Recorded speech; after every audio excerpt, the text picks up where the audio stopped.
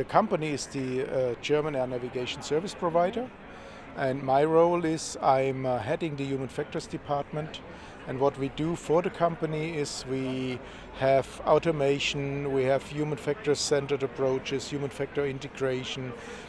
We do a lot of what we discussed today about the weak signals, understanding everyday work, understanding how people perform and adapt to different changing environments and changing situations in their normal works. I'm heading a team of engineers, air traffic controllers, psychologists, and we try to explore and to find out how they normally operate, what their adaptations are, why they need to adjust their work to different situations, and also from there to extract something, how to develop the design of the system, to develop new system, to have better human-machine interfaces, but also to increase safety, but more in the sense of a safety two world. So do more of things which already worked good, instead of analyzing what went wrong. I can give you two practical examples. One is we introduced a new system recently, a new automated system for our air traffic control in the upper area control centers.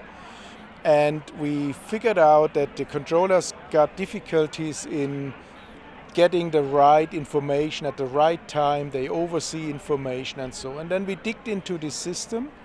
And first we looked about what kind of information they get, how the information is presented regarding colors, regarding alarms, but also about the priority of the controllers for that information. So to say this has a high priority, it's very important for me, and this has a lower priority.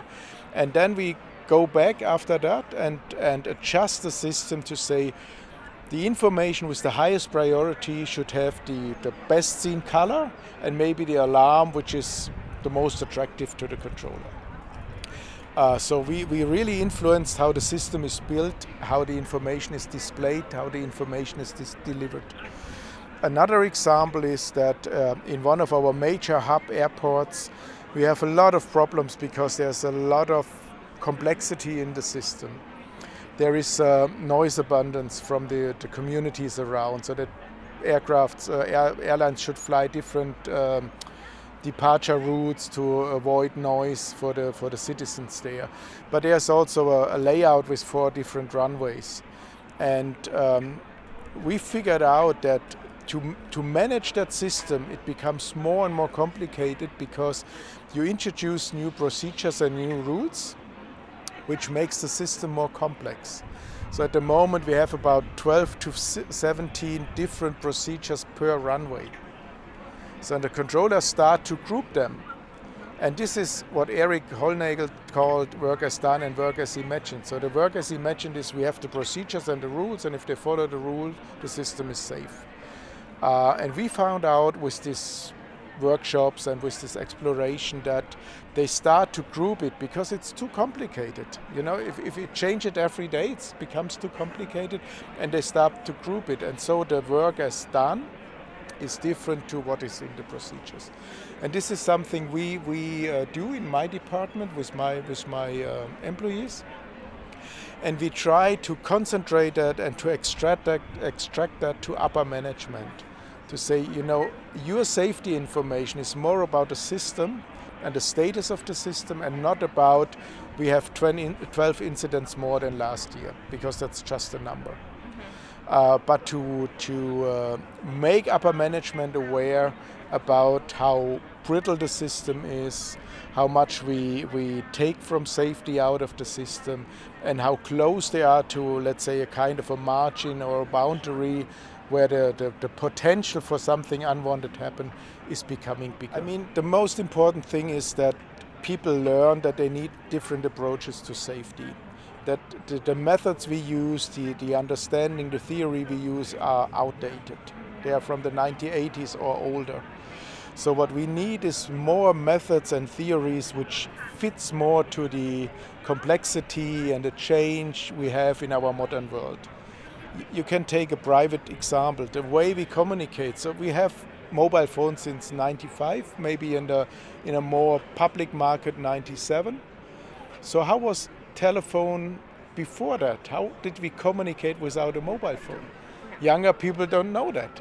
Older people know you have public telephone cells, for example, to use. It was very common, and there were in every street there was one. The other thing is, if you go from the first generation of mobile phones to the smartphones, it's a big, big step. And the same happened in our world, in our technical environment, but also in our complex systems like hospitals, like air traffic control, like aviation. And the methods we used are still in a very, very old-fashioned way. They are really outdated because they don't fit reality. And one essential point of this conference is that people in responsible positions, in operation, in safety, but also in upper management, need to understand that we need new methods and theories to understand how the operation is functioning. I mean, they offered us last year in Lisbon, they offered us that they will host and organize a conference here in Barcelona. And I think it's a good move, because the association, they know where the problems are, they know where the limitations are, they know how they adjust in their normal operations. And for them, I think it's very important to say, look, we run this conference because we want to send a message not only to our managers, but also to managers in that community. And I think it's very, very good that it comes. It's like a grassroots revolution. So it comes from the operation room to say we need something different than we have.